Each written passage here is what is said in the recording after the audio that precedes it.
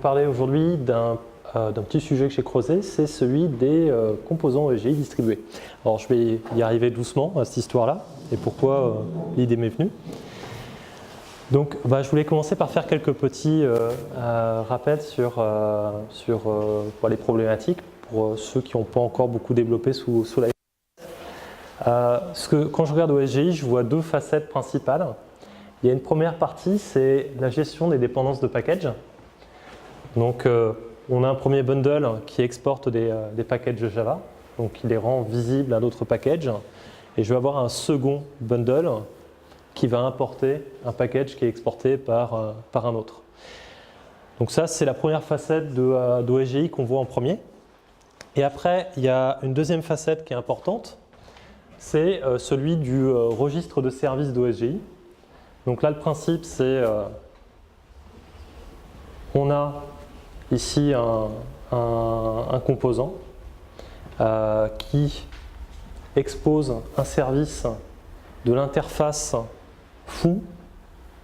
J'aurais dû l'appeler truc, comme on est en France. Donc on a une interface truc qui est implémentée au travers de ce composant-là, et elle va être utilisée dans un autre bundle. Donc là, pour ceux qui ont touché un petit peu du Spring, ça peut rappeler un petit peu ici le référence, ça peut rappeler un AutoWired. Donc là, ici, qu'est-ce que je fais dans ce bundle? Je référence, non pas l'implémentation, c'est pas le foo-imp, mais je référence le service. Donc foo qui est une interface. Et je compte sur le moteur OSGI pour me fournir une implémentation de cette interface. Alors Liferay, il utilise OSGI lui-même pour sa propre modularité. Et puis donc on est invité maintenant dans Liferay 7 à développer nos plugins sous forme de bundles OSGI qui vont soit exporter des librairies ou alors qui vont fournir des implémentations de composants. Le truc le plus classique qu'on fait en premier, c'est fournir un composant qui implémente l'interface portlet et puis on vient contribuer une nouvelle portlet au portail. Et donc Liferay lui-même, donc il utilise ça à bas niveau pour gérer la modularité du portail. Alors si on regarde un petit peu par rapport au premier slide, donc je reviens au premier aspect, donc celui de gestion des dépendances entre packages. Ce que vous allez voir dans un premier temps quand vous déployez un bundle sur le portail, vous avez votre jar, vous le mettez dans le dossier deploy, il va être avalé. Vous vous connectez à la console Gogo pour voir l'état de vos bundles. Et le composant, le bundle, va passer par différents statuts. Alors, il va arriver d'abord au statut install et il risque de ne pas aller plus loin si jamais il n'est pas capable de résoudre toutes ces dépendances. Donc si les dépendances ne sont pas résolues, donc si je reviens à mon premier exemple là, mon bundle B, il a besoin d'importer le package mais exporter de package. S'il n'est pas là, il reste au statut installed. Si par contre j'amène le package manquant, je vais pouvoir monter au statut resolved et démarrer, passer au statut active. Après de l'autre côté, ça, en fait c'est pas fini. Dans mon bundle, il va y avoir un certain nombre de composants. Et là, chaque composant individuellement va avoir aussi son cycle de vie. Donc si on revient un petit peu en arrière, mon composant là, celui-là, il a une référence. Si la référence n'est pas satisfaite, il ne va pas être monté mon composant. Donc il va être non satisfait. Parce que qu'est-ce qui se passe en coulisses? Le registre de service va servir en fait à enregistrer tous les services qui sont fournis par des bundles, tandis que d'autres bundles vont écouter et obtenir des références vers ces derniers. Donc tout ça, on peut le diagnostiquer avec le shell Gogo. Alors, sous Liferay 7.0, on faisait un telnet sur le port 11311. Par défaut, c'est désactivé sous Liferay 7.1, mais on nous l'a mis dans le contrôle panel. Alors c'est cool, mais c'est pas forcément plus pratique, je trouve. Mais sinon, il y a. Alors je sais pas si vous connaissez ça, c'est assez sympa. Vous allez chercher ce truc-là sur Maven, org Apache Felix Web Console. Vous déployez ça sur votre Liferay et vous avez une jolie interface web pour naviguer dans tous vos bundles. Je vais vous montrer un petit peu après parce que par rapport au petit POC que j'ai fait, ça aide à diagnostiquer ce qui se passe. Qui c'est qui connaissait ce truc-là? Ah ouais, donc ça valait le coup que j'en parle, ouais. Et donc du coup, une fois que c'est posé, vous vous connectez sur /o/system/console. C'est admin le mot de passe par défaut. Donc du coup, évidemment, ce machin-là, je ne le mettrai jamais en prod sur un serveur, pour des raisons évidentes. Mais sur ma machine de dev, c'est un des premiers trucs que je déploie. Alors, la modularisation de Liferay via OSGI, des impacts. Alors ça, c'est un truc qui m'a embêté quand on a fait sur le premier projet que j'ai fait avec Liferay 7. Donc on avait un cas assez typique, hein. J'ai mon portail Liferay, puis à un moment je devais aller taper des services SOAP exposés quelque part ailleurs dans mon SI. Et puis je me suis dit, je vais m'appuyer sur CXF. Alors ce qui était compliqué en fait, c'était que CXF, c'était déjà intégré dans Liferay pour les propres besoins de Liferay. Mais il était intégré pour ses propres besoins. Et il n'avait pas trop calculé que moi aussi je pouvais en avoir besoin. Et il fallait un petit peu bricoler pour réussir à faire du client CXF au milieu des modules qui étaient préconfigurés pour faire de l'exposition de services dans Liferay via CXF.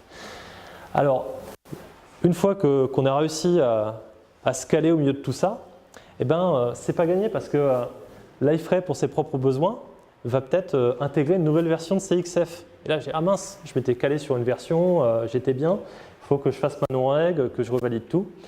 Donc je me suis dit, c'est pas super confortable comme situation. Donc finalement, si on regarde une décomposition qu'on peut faire, on peut se dire, j'ai ma portlet. Dans ma portlet, je vais utiliser un service et c'est à ce service qu'on va demander de faire les appels web service en utilisant CXF. Ça, c'est pour un truc que j'ai fait dans ce cas-là. Donc l'idée, c'était d'avoir un bundle qui est complètement indépendant de la façon d'appeler les services, qui porte vraiment que la portlet, et puis un deuxième bundle qui porte le client qui va faire les requêtes sur le web service distant. Donc ici je suis tranquille, par contre ce bundle là j'ai besoin de coexister avec le restant de l'environnement de Liferay pour la dépendance que j'ai en commun avec le portail sur CXF. Alors là-dessus, la question que je me suis posée, c'est est-ce que ça ne serait pas possible de gérer en fait mes appels de web service depuis un autre conteneur que celui dans lequel se trouve Liferay. Donc je reprends mon schéma de tout à l'heure.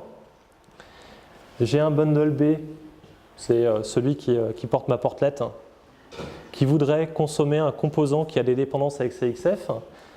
Eh bien, je pourrais essayer de déporter le deuxième module, le deuxième bundle, dans un autre conteneur. Donc en fouillant un petit peu, j'ai vu qu'il existait d'autres implémentations d'OSGI, que Liferay bien entendu, hein, c'est arrivé avant. Et donc il y a un projet chez Apache qui s'appelle Carafe, donc c'est un serveur d'application sur lequel on peut charger des modules OSGI. Et ensuite, pour faire communiquer ces deux éléments entre eux, j'ai trouvé qu'il y avait un projet qui a été, j'ai l'impression qu'il y a un seul mec derrière hein, pour l'instant. Il y a un projet qui s'appelle Aries RSA qui permet en fait d'étendre en fait la juridiction, je vais dire, de l'annuaire du service pour le partager entre plusieurs conteneurs. Et donc là, ce qui était marrant, c'était que on a Liferay, il a un Equinox à l'intérieur, son implémentation d'OSGI. On a un Carafe, c'est un conteneur complètement différent. Ça arrive à causer.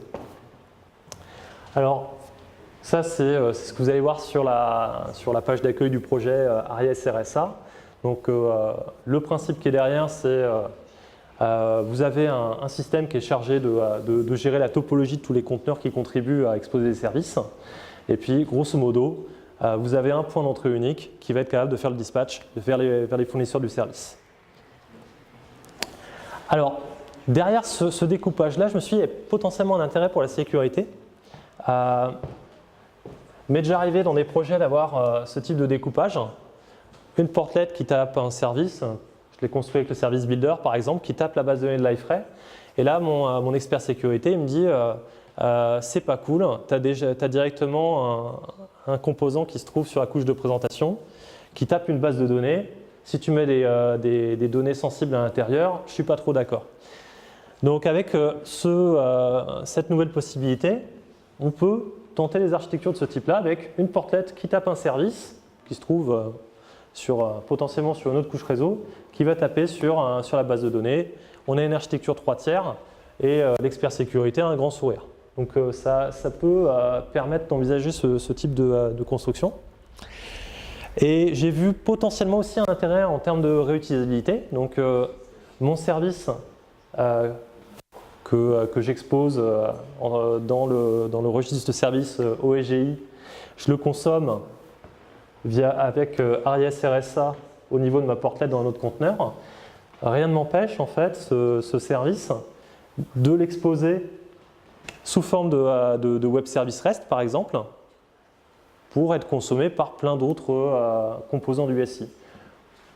Exemple au hasard, je le mets derrière une API Gateway et puis j'expose mon API. Liferay permet de faire de l'exposition d'API, mais on peut confier ce genre de tâches à des composants plus spécialisés quand on a besoin de gérer beaucoup de volume. Si cette partie-là, exposition d'API à partir d'un service OEGI vous intéresse, j'ai mis un petit peu plus loin un exemple que j'ai fait qui illustre comment on peut faire ça. Ce n'est pas l'objet d'aujourd'hui, mais vous pourrez consulter par ailleurs. Alors donc, pour mettre en œuvre cette architecture dans Liferay, il est nécessaire de descendre quelques bundles sur le portail. Donc, je vous les ai listés ici. Donc, tout ça à pousser en deploy. Donc, on a ARIES RSA, ses dépendances.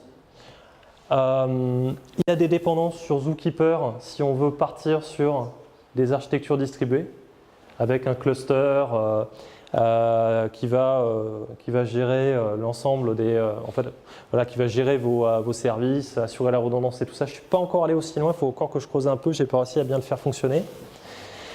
Donc vous avez tout ça à descendre. Et puis après, qu'est-ce que j'ai posé? J'ai posé deux choses. J'ai posé l'API de mon service distant, donc son interface uniquement. C'est pour ceux qui ont fait du service builder, vous avez toujours le découpage, j'ai l'API, j'ai l'implémentation, là c'est pareil. Donc là j'ai juste les interfaces de mon service que j'ai posées sur le serveur et puis j'ai écrit une bête portlet qui fait référence à ce service pour appeler l'implémentation distante.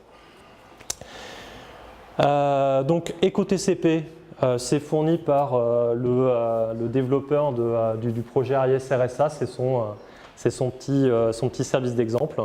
Vous lui envoyez une chaîne de caractères, il vous la renvoie. Donc super, c'est très bien pour faire le POC. Donc la portlet à la fin, voilà, j'ai ma portlet, je fais référence à EcoService, j'utilise EcoService. Au niveau de la portlet, rien ne trahit. Je suis en train d'appeler quelque chose qui ne se trouve pas sur le portail. C'est transparent à ce niveau-là. Et d'ailleurs, on peut s'amuser à monter un mock sur le portail qui implémenterait aussi cette API. Donc dans une logique de déploiement, de développement cloisonné chacun de son côté. Je peux travailler en local avec un mock, laisser un copain développer le service de l'autre côté, c'est possible.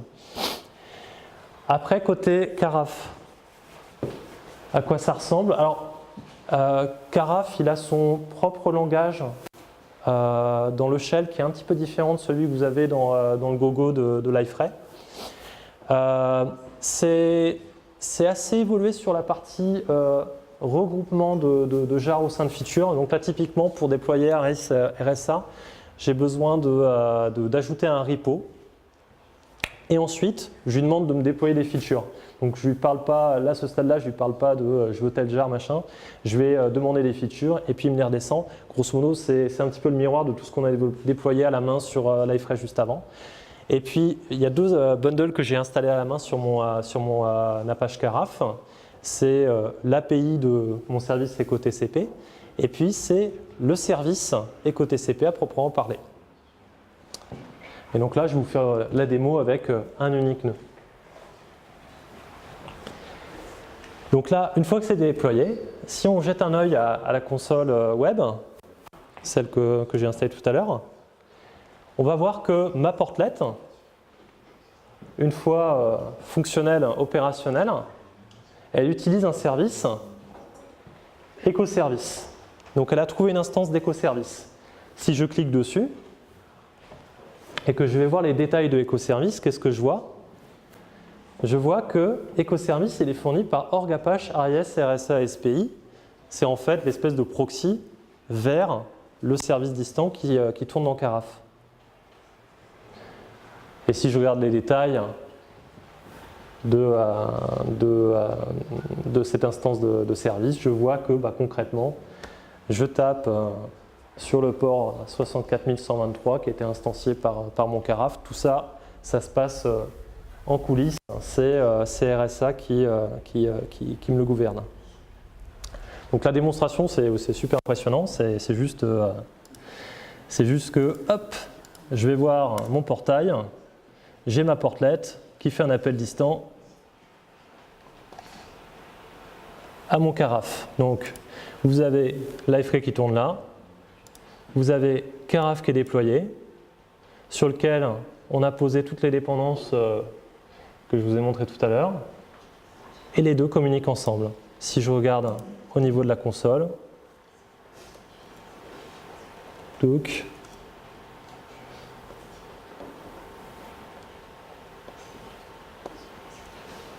je retrouve tout en bas ma portlet,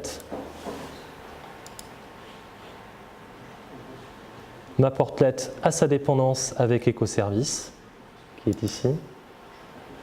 EcoService cause avec Arias RSA localement, qui va, et bien là en fait, taper l'endpoint qui, entre là et puis tout à l'heure, écoute sur un nouveau port.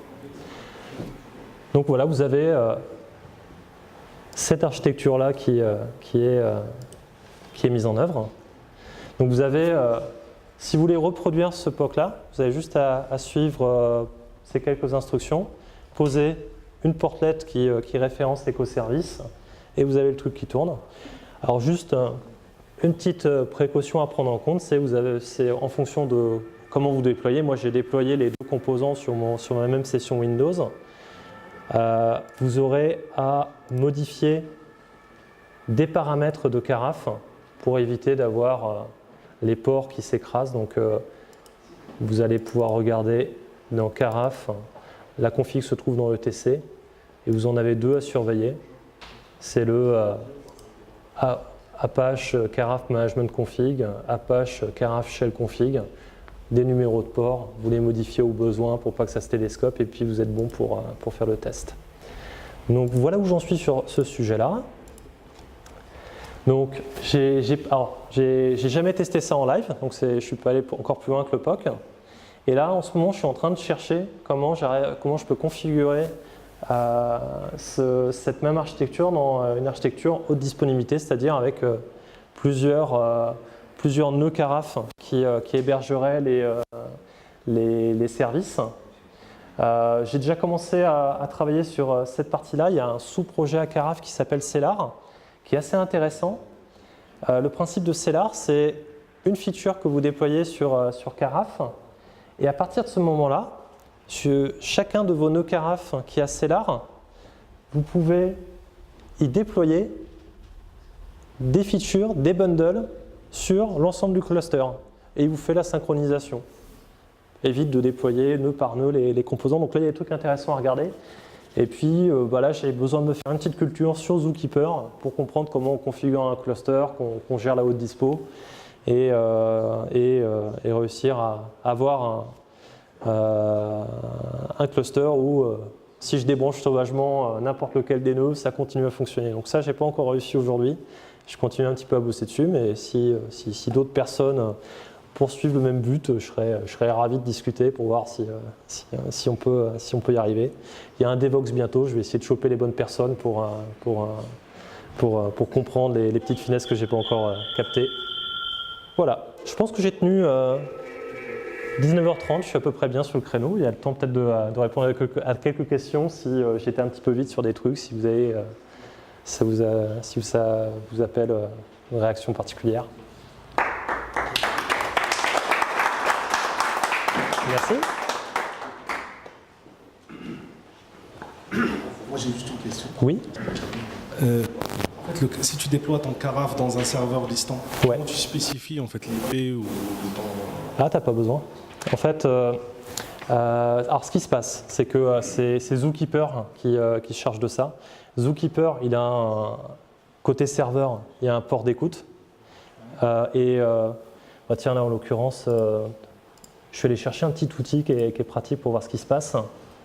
J'ai trouvé ce machin-là, ça s'appelle ZKUI. Tac. Donc je ne me rappelle plus du port par cœur. Voilà. Donc Zookeeper par défaut, il écoute sur le port 2180. Et donc du coup, côté Carafe, ça écoute sur ce port-là, parce que j'ai mon nœud Carafe qui est à la fois serveur, Zookeeper et puis fournisseur de services. Et puis Liferay de l'autre côté. Si tu touches à rien au niveau de la config, par défaut, il essaie sur le port 2180 et il va demander au serveur Zookeeper leader, dis-moi où se trouve l'implémentation. Voilà. Donc, alors ça, c'est ce qui se passe bas niveau. Et puis, Aries RSA, il orchestre tout ça sans que tu t'en rendes compte. Et toi, tout ce que tu vois, c'est tiens, fournis-moi une implémentation du service machin. Et puis, il se débrouille avec tous les protocoles pour te fournir ça. Voilà, donc il y a juste le port et le host à trouver là. Et alors, pour le coup, pour aller un petit peu plus loin, si jamais c'est un petit peu moins trivial que localhost, côté Liferay, il faut aller dans la partie OSGI config. Par défaut, il va te monter ça, un fichier de config RSA Discovery Zookeeper. Tu peux le modifier. Et tu vas pouvoir lui surcharger le port et le hostname. Voilà. Du coup, j'ai accès depuis le back-office live. Bah ouais. Parfait. Merci. Une petite question, Fabien. Est-ce que tu as regardé dans le détail justement le protocole qui était utilisé pour les appels distants? Le protocole, en fait, c'est de la sérialisation d'objets Java sur TCP. J'ai vu que c'était ça. Okay. Concrètement, la communication, c'est ça. Parce que ma question, c'est est-ce qu'il y a un overhead important dans les appels distants? Est-ce que tu as eu l'occasion de le mesurer ou tu t'es pas encore intéressé à ça? J'ai pas encore fait de test de perf et de charge à ce stade. Parce que, ouais. Du coup, on peut imaginer que c'est un peu plus performant que du HTTP, ouais. Mais ça reste quand même sûrement moins performant que du local. Et moi, l'inquiétude que je vois, c'est que du coup, tu vas être sur une page, tu vas mettre tu mets des portlets distantes. Ouais. Pour chaque portlet distant, tu auras forcément du coup un appel distant pour le rendu. Alors la portlet reste locale, mais ses dépendances sont distantes potentiellement. Ouais. C'est que tu peux, d'accord. Et c'est pas possible de la faire la mettre en distante. Alors, pour faire de l'isolation. Non, ça je pense pas parce que les composants de type portlet. J'ai pas regardé en détail comment était fait Liferay Portal, mais à mon avis, il doit chercher localement toutes les portlets qui tournent il doit scruter toutes les implémentations de portlets, donc je pense que ça marcherait pas. Par contre, ce qu'on peut faire, c'est nos services du coup qui implémentent vraiment on va dire le métier ou même le déroulement applicatif, la séquence, etc.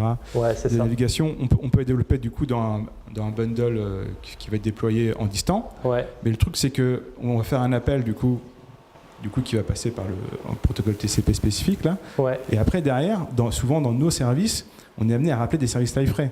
Du coup, on va avoir un aller-retour. J'imagine qu'il va y avoir l'appel dans l'autre sens. Ah, je l'ai pas encore testé ça, mais ça nécessairement parce que En général, dès qu'on implémente des services, on a besoin de s'appuyer sur les services Liferay. Donc du coup, il faudra faire le truc inverse.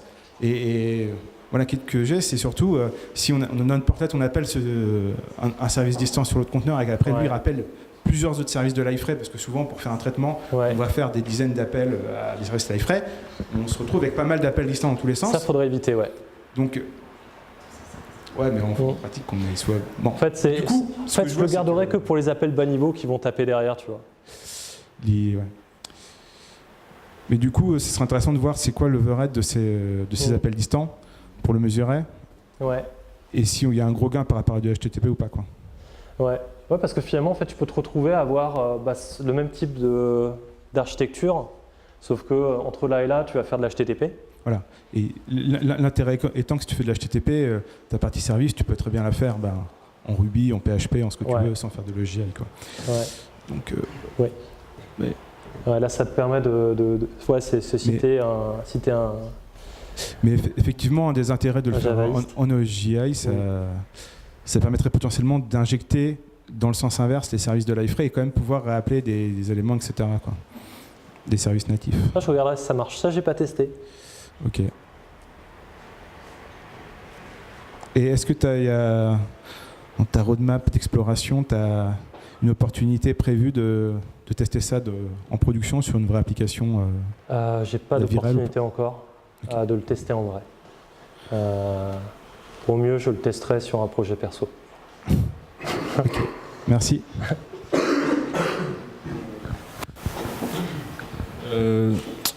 Comment ça marcherait? Alors, j'ai pas compris. Je pense que c'est ma faute. Au niveau clustering, si c'est un cluster Liferay qui le référence dans le conteneur Carafe, comment ça se passe? Alors, si tu as un cluster Liferay, ça va rien changer parce qu'en fait, chaque nœud Liferay va être un client et le serveur, en fait, ça va rien changer pour lui, que ce soit le client ou le client 2 qui l'appelle. Là où je vais regarder pour faire du clustering, ça va être non pas à ce niveau-là, mais plutôt à ce niveau-là. Oh, ça, j'ai compris. Et sinon, la version de Apache Carafe, c'est support OSGI combien? R6 R6, au moins R6, voire R7. R7. Je crois que là, dans les dernières versions, il supporte R7, je crois. Que j'imagine qu'il y a besoin d'aligner la version de spec OSGI entre le client et le serveur. Oui. Ouais, il ne faut pas que tu utilises des features qui ne sont pas supportées de l'autre côté. Okay. Parce que je ne me rappelle plus, sur Liferay, on est à quelle version là aujourd'hui? 7 pour la prochaine version, au moins une bonne partie, quoi. Peut-être pas 100%, mais là aujourd'hui c'est sur du 6. D'accord. Ok, merci. Je pense que le truc c'est de voir s'il y a un intérêt. Je pense qu'il faut plus, dans le besoin, il faut réfléchir. Je pense qu'il y a des cas d'utilisation qui seront vraiment intéressants, mais il faut le lister de façon explicite pour voir, je vois comme sandboxing, mais il faut voir pour pouvoir alimenter un peu plus, quoi. C'est très intéressant, je pense. Là, j'ai regardé un petit peu ce qui se passait sur Carafe, Cellar. Ils sont en train de travailler à dockeriser pas mal Carafe et Cellar, donc ça pourrait devenir un espèce de conteneur facile à mettre en œuvre sur une infra CAS. Donc il peut y avoir des pistes intéressantes de ce côté-là. Dès que j'aurai tiré au clair la partie clustering, je pense que ça sera viable. Là, pour moi, avant d'attaquer la partie perf, c'est vrai que ça sera le coup d'après. J'ai envie de pouvoir zigouiller des nœuds et voir si ça tient toujours. Ça, c'est le truc que j'ai envie de faire. Et l'intérêt que je vois, c'est j'ai déjà pété pas mal de portails Liferay en montant trop de dépendances. En amenant des librairies type Jackson, CXF, tu fais un truc qui ne va pas avec le reste, tu pètes tout, c'est assez facile.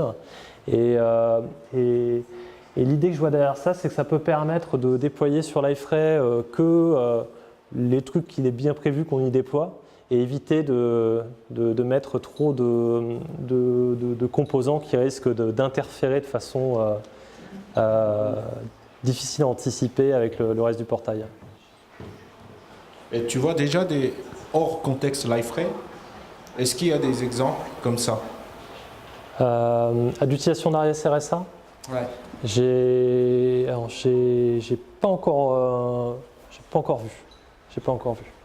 Mais je pense que c'est un truc à poser aux OSJ Alliance. Ouais. Pour voir, tu vois, dans leur Twitter, il faut qu'on tweete ou toi tu tweets pour les solliciter, pour voir quelques cas d'utilisation. Alors, pour l'anecdote, j'ai vu que le mec qui est derrière Arias RSA, il est parti travailler chez Adobe. Alors, je ne sais pas ce qu'ils ont comme idée derrière, mais je trouvais ça rigolo. Ouais, mais ouais. J'ai une question un peu bête, mais en fait, Liferay, ses composants sont hyper connectés entre recherche, rôle, permission et tout ça. Et du coup, est-ce que tu as un exemple métier où on aura besoin de faire cette architecture, par exemple?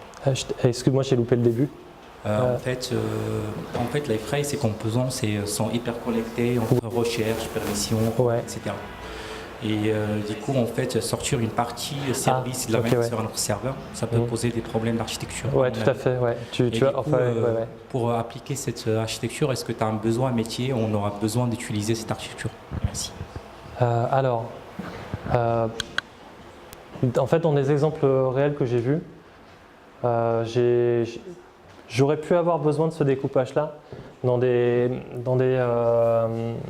situations où je devais taper des référentiels métiers. Moi, je travaille dans la banque. À des moments, tu dois faire un appel de web service pour aller récupérer la liste des opérations sur le compte d'un client, la liste des produits qu'il détient. Et en fait, ce qu'on avait dû faire, c'était s'assurer qu'au moment où on fait cette requête, on était bien dans un contexte de sécurité qui autorisait à faire cette requête-là. Mais de toute façon, on était effectivement dans une situation où le service distant qui exposait les comptes n'avait pas conscience des users Liferay qui étaient en haut. Donc j'étais de toute façon obligé de rajouter une petite couche pour m'assurer que quand je demande le détail du compte numéro machin, il était bien possédé par le client qui est actuellement connecté. Donc j'étais dans une situation où de toute façon je ne pouvais pas m'appuyer sur les mécanismes de permission de Liferay. Merci.